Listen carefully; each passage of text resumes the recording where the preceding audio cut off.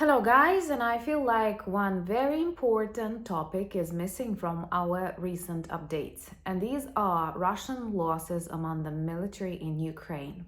They have broken their own record in May and in June, sacrificing more than 1,000 soldiers per day. Now Russia mobilizes approximately 35,000 per month, which actually allows it to cover these losses on the front lines. Serious sacrifices were made for nothing in Kharkiv region because this was the area where Russia sent most of their newly mobilized, totally unprepared people. Another fact that is often missing from global media, not just my personal vlog, is the fact that many foreigners are now fighting for Russia. From African countries, from Nepal, Sri Lanka, and now they are waiting for the backup of the North Korean soldiers. Usually these soldiers do not live long, as not only they have no practice of active war combat, but they are not adapted to anything in this totally different part of the world. So Russia simply uses them as cannon fodder, but that's once again a classical Russian tactic since the times of the Russian Empire, then the Soviet Empire, and now the modern Putin's empire. So let's discuss this sensitive but very important topic for the understanding of Russia's mindset and how we can actually react, or better even act in advance, understanding that human life is not valued in Russia. My name is Anna, and I vlog daily from Ukraine since the start of the brutal Russian invasion. So if you're new to the channel, you support Ukraine, please subscribe and help us fight against Russian propaganda and fake news. And my longtime friends, check your subscription status and hit notification button. Actually, in a normal and healthy world, it is always difficult to speak about any human losses. But after 2.5 years of brutal invasion, I don't feel sensitive when telling you about the numbers of Russian soldiers lost here. Because they were lost at the moment when they crossed the border of the independent Ukraine, not as tourists, but as invaders, looters, rapers, murderers. And they always have a choice. Contrary to Ukrainian soldiers who protect their motherland, Russian soldiers have a choice to be invaders or maybe to be liberators and start fighting in the direction of Crimea, not in the direction of Ukraine. But many of them like the idea, many of them want money, many of them see it as an opportunity to get new sneakers, I don't know, or to express the hatred.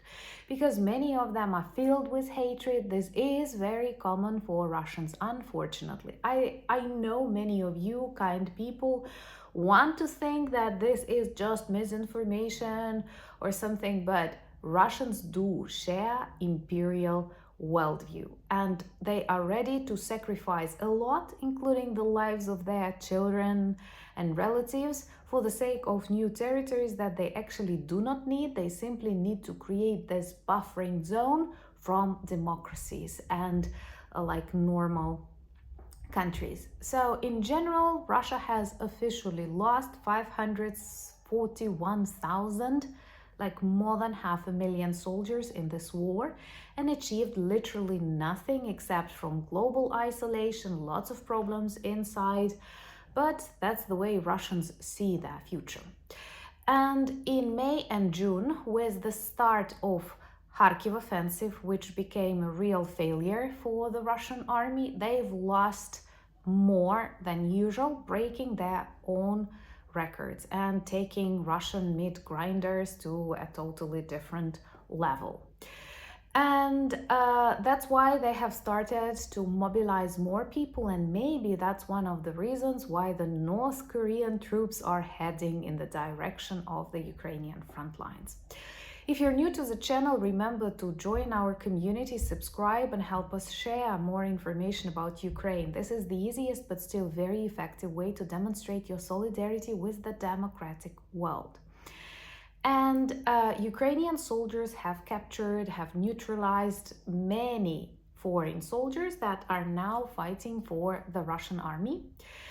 Usually they come from countries that, like Russia, demonstrate friendly relations with this country, like Nepal, Sri Lanka, many African countries, and now North Koreans. I'm sure you understand that all of these soldiers are not prepared at all. Many of them think they will get money or experience or something, but all they get, bullets. And of course, nobody cares about them. I think nobody cares about them before they start fighting, after, and maybe their families will never know anything about their fate.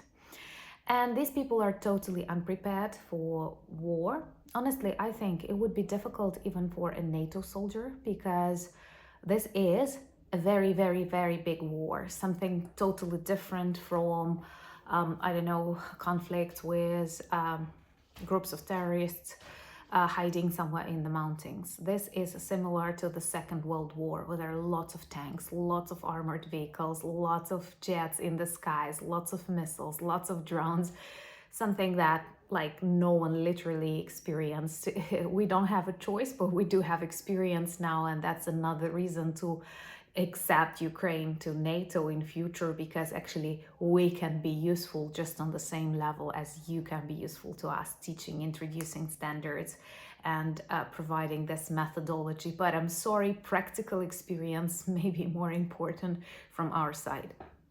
So all of these foreign soldiers that come to fight for Russia, of course, they don't have any preparation. And I think Russians actually ask and invite them to simply put them like a moving fence while they are moving.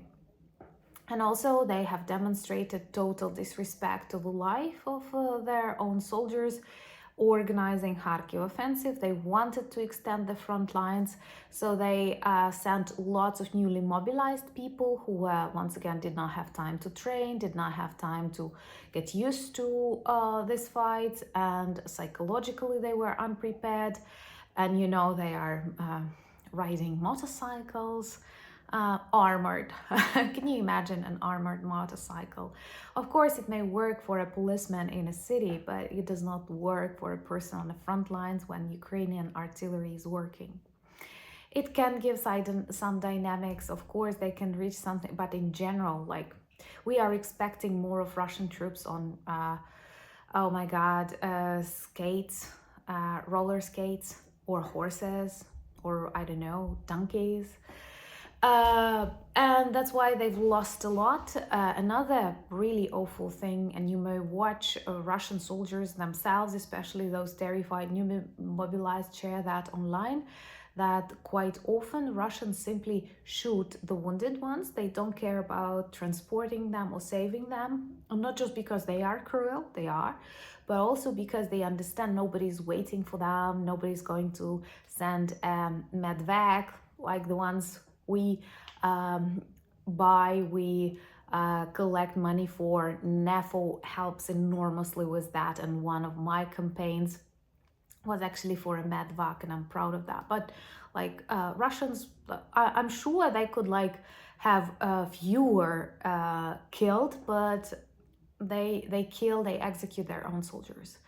So why I think it's so important, because when you negotiate with someone, when you think about any kind of agreement, one of the strongest arguments is a possibility to save more human lives. And when you look at Russian attitude, the way they send their soldiers in meat grinders as cannon fodder, how easily they get a supply of new meat from countries like North Korea, some African countries, they don't care about how many they will kill.